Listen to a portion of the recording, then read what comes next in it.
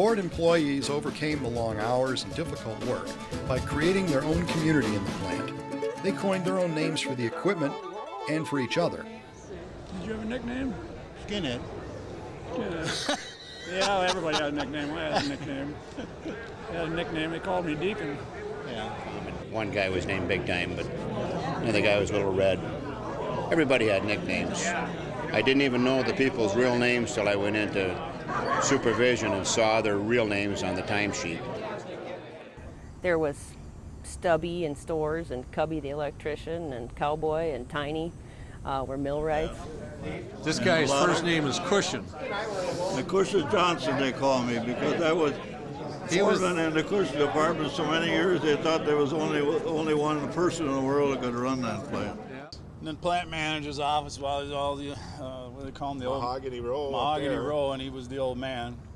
And best known as Farmer Joel. I wore bibs all the time. I was the axe lady. I was the axe lady.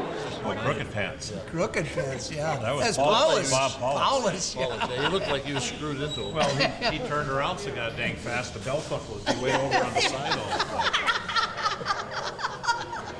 One of my supervisors, they called him Swede. He looked like a typical Swedish fellow, but he was some nationality like Lithuanian or something like that. Another one they called Frenchie, and he wasn't French. My nickname around here is Razorback too, besides Butch. So, you know, it give me a bad time about having land down in Arkansas. My partner and I, Brett, we call each other Butch Cassidy and Sundance, Butch and Sundance, because we could probably rob banks together and do a good job of it.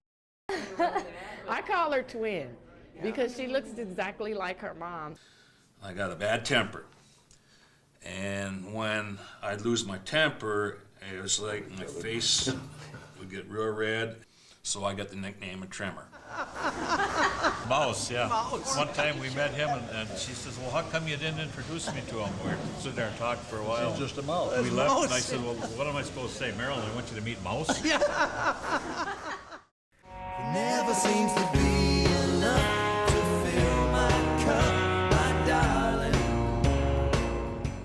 As in any community, they played together, shared food and coffee, and celebrated holidays and birthdays and retirements. Warner's Corner was down in Chassis. It was the corner repair station in Chassis.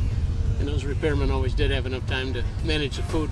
And you just slide through Warner's Corner, grab a hot dog and a Coke. You'd congregate in there and, you know, you'd get something and chew the fat a little bit and then mosey on down to Ribbon. Salary and hourly both go through there.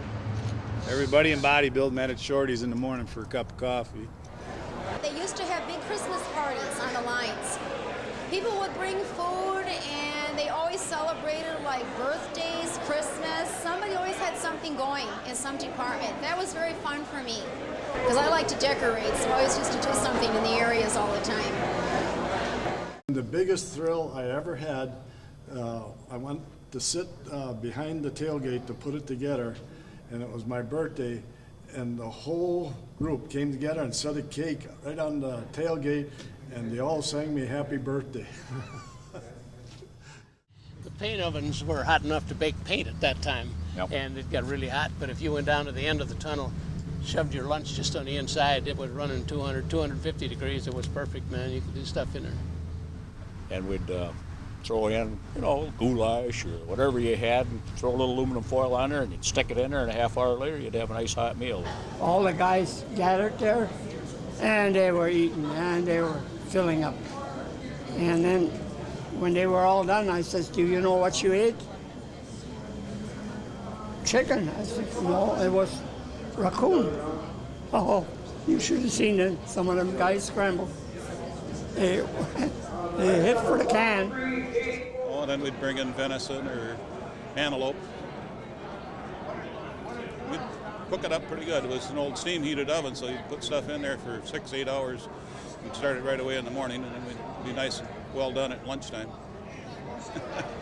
Well, the cars were all going through there. It was repainted. And I put this can of wieners in there, and all of a sudden I heard a bang. And I went over there and heard The can was in there was gone.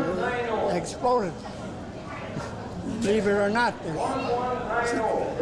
3 cars come out of the end, and they were all full of wieners. The painted cars. I thought that was my last day there.